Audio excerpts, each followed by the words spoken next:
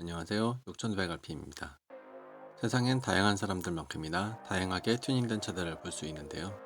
튜닝이란 우리말로 조율이라는 뜻으로 부족한 부분을 조율해 최적의 상태로 만드는 일입니다. 멋지게 튜닝된 차들은 보는 것만으로도 즐거움을 주기도 하고요. 하지만 보기에 멋진 튜닝이 반드시 성능에 좋은 건 아니죠. 이번 영상에서는 보기엔 그럴듯해 보이지만 스포츠 성능에 독이 되는 최악의 튜닝들을 알아보겠습니다. 너무 유명하고 잘 알려진 경우죠. 자동차의 제동 성능은 마찰력에서 나오고 마찰력은 모두 브레이크 패드와 타이어에서 나옵니다. 커다란 로터와 캘리퍼는 멋지긴 하지만 마찰력을 높여주는 장치가 아니라 급제 동시에 순간적으로 발생하는 열을 받아주는 열 용량 증대에 그 목적이 있고요. 그러므로 바닥에 꽂히는 브레이킹을 위해서는 고성능 패드와 타이어를 쓰는 게 답입니다. 커다란 로터와 캘리퍼만으로 자신감 뿜뿜하는 분들은 안 계시겠죠. 스포티한 느낌을 내는데 낮고 단단한 서스펜션에 커다란 휠과 얇은 타이어로 바꾸는 인체원만한 아이템이 없죠. 실제로 그렇게 튜닝하면 핸들링 반응이 빨라지고 차가 꺾는 대로 착착 움직여주는 느낌이 아주 좋긴 합니다.路面에 카드 한 장, 차선 두께까지 읽어내는 통통 튀는 주행감도 스포티한 감성을 더하고요. 하지만 레일 위를 달리는 듯한 탄탄한 코너링 느낌도 타이어 그립 이내에서 이야기일 뿐 그립 한계를 넘나드는 주행이 되면 무서운 차로 돌변하게 됩니다. 완충이 적은 서스펜션과 타이어는 점진적으로 미끄러지지 않고 갑자기 그립을 놓아버릴 뿐더러 노면의 요차를 받아주지 못하고 그립을 놓는 경우도 많아집니다. 커다란 휠의 무게와 얇은 타이어의 유연성 부족도 무시할 수 없고요. 단단할수록 부러지기 쉽다는 말을 잊지 마세요. 범퍼의 뒷타이어에 뚝 튀어나온 휀다, 저도 참 좋아하는데요. 전륜차든 후륜차든 빵빵한 뒷태는 참기 힘들죠. 하지만 안전상 언더스티어가 기본인 전륜차에 빵빵한 뒷태는 언더스티어를 가중시킬 뿐입니다. 터널 레이서들에게는 언더스티어 성향이 좋을 수는 있겠지만 스포츠 주행과 코너링이 진심이라면 전륜차는 뒷태 대신 앞태가 빵빵한 게 바람직합니다. 뒷바퀴보다 더 넓은 앞바퀴와 함께 캠보도 앞이 더 들어가는 게 좋겠죠. 그래야 태생적인 언더스티어가 줄어들고 코너 탈출 제가속에도 유리하니까요.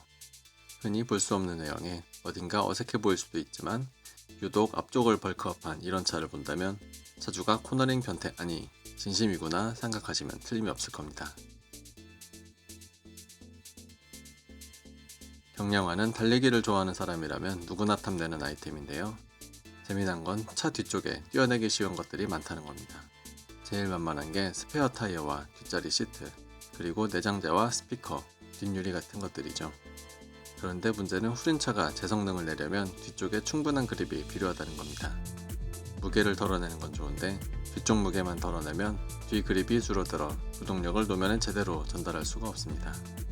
단순 급가속이나 드리프트를 좋아한다면 나쁘지 않을 수도 있지만 랩타임이나 드래그 성능 면에서는 손해를 보게 됩니다.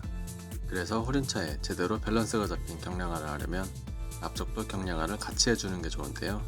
시트 경량화와 후드 경량화 외엔 떼어버릴 것이 딱히 없게 됩니다. 전기차를 만드실 게 아니라면 오디오나 에어컨을 떼어내실 분은 아마 안 계시겠죠. 차가 넓고 낮으면 멋있기도 하고 하중 이동량이 줄어 코너링 향상에 도움이 됩니다. 그래서 애프터마켓용 휠과 스페이서로 윤곽을 넓히는 경우가 많습니다. 대부분의 애프터마켓 휠들은 순정 대비 마이너스로 옵셋이 많이 튀어나와 있는 편이죠. 실제로 그렇게 윤곽을 늘리면 코너링에 도움이 되긴 합니다. 그러나 격한 코너링이 계속되면 여러 문제들을 일으킬 수가 있는데요.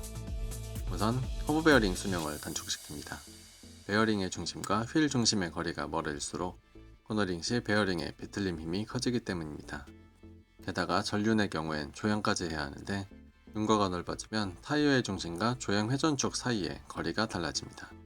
승용차들은 안전상의 이유로 조향축보다 타이어 중심이 약간 더 안쪽에 위치하고 스포츠카들은 빠르고 정교한 핸들링을 위해 두 점이 일치할 수 있도록 설계되는데요. 휠과 스페이서로 윤곽을 과하게 넓히면 타이어 중심이 조향축보다 바깥쪽으로 멀어지게 되고 조향 감각과 핸들링 성능에 악영향을 주게 됩니다. 그래서 레이스카들이 윤곽을 넓히는 올바른 방법은 서브프레임이나 서스펜션 암 또는 링크의 길이를 늘려서 지오메트리를 재설계하는 겁니다. 보통 일이 아니죠. 실제로 오버핸다가 매력적인 BMW M이 그런 방식을 쓰고 있어서 노멀차와 부품 공유도 안되고 윤거와 축거도 조금씩 다릅니다. 대부분의 순정차 하체 세팅은 달리기를 좋아하는 많은 분들의 불만을 사는 부분이지만 순정 서스펜션도 알고 보면 이미 이 모든 걸 고려한 복잡한 엔지니어링의 결과이므로 과한 튜닝은 오히려 밸런스를 깨뜨릴 가능성이 높다고 봅니다. 그래서 오늘의 결론은 역시 튜닝의 끝은